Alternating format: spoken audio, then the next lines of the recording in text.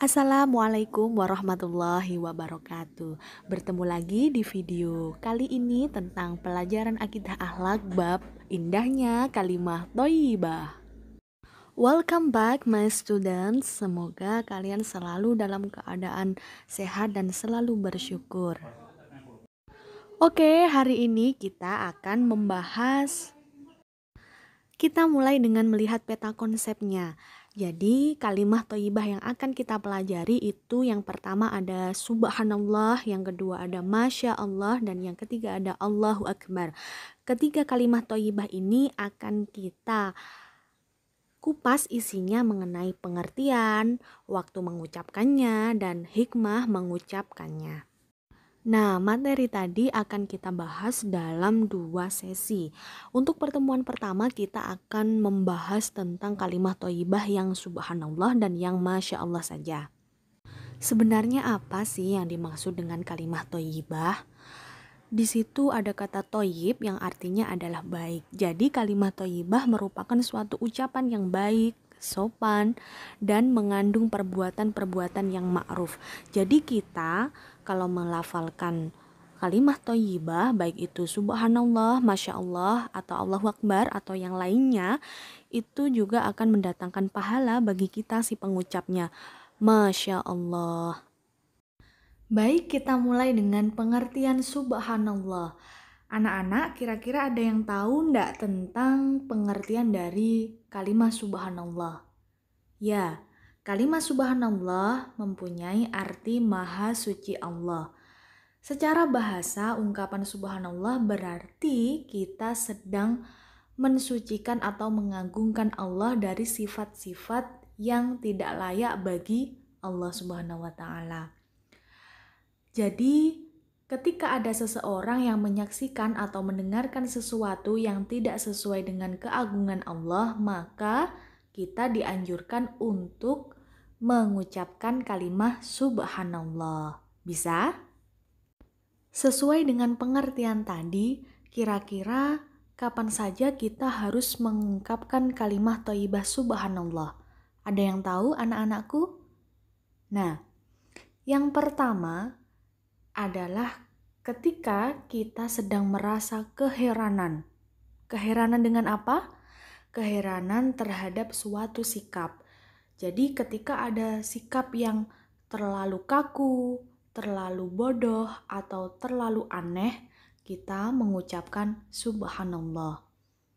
Dan yang kedua adalah ketika kita sedang melihat, menyaksikan suatu peristiwa besar yang sedang terjadi, seperti angin puting beliung, petir yang menyambar-nyambar, banjir besar, atau apalagi ya, sebuah bencana besar yang terjadi, kita mengucapkan subhanallah.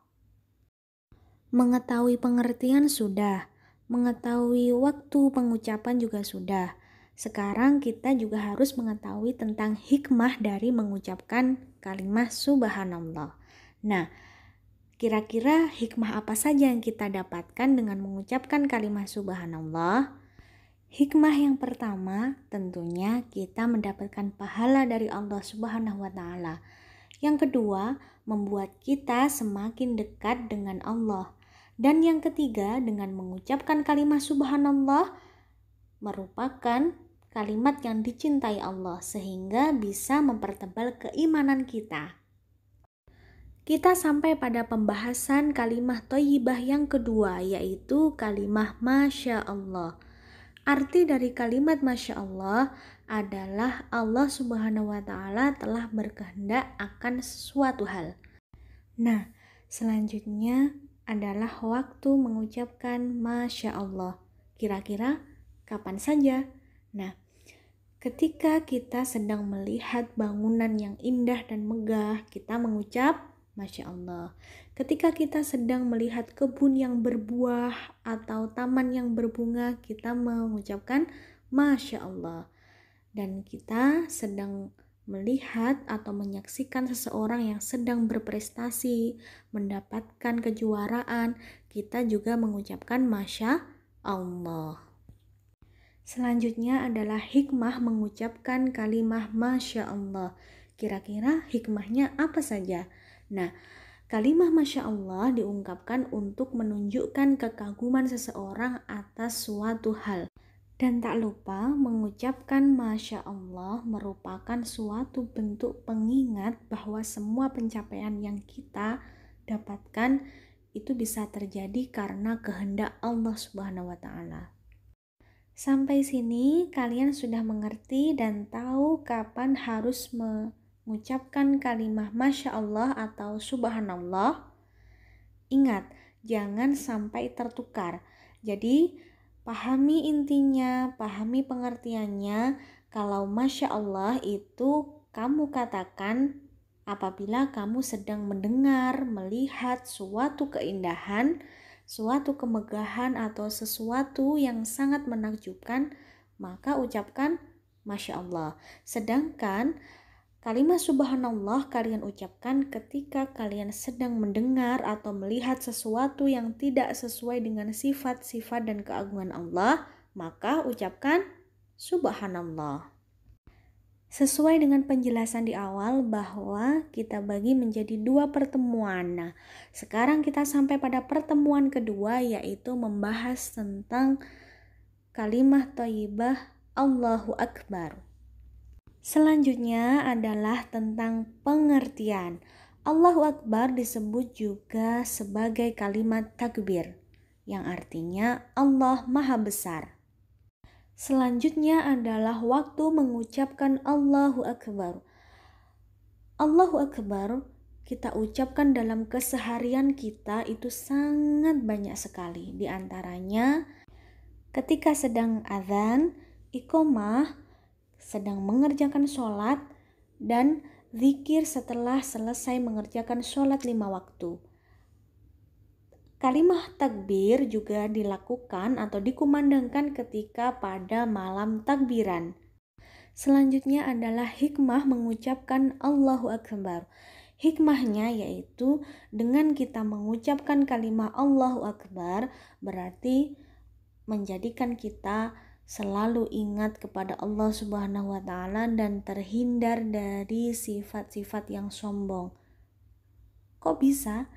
Iya, karena Allahu Akbar artinya adalah Allah Maha Besar. Berarti tidak ada suatu apapun, tidak ada suatu hal satupun yang dapat menandingi kebesaran Allah Subhanahu wa Ta'ala.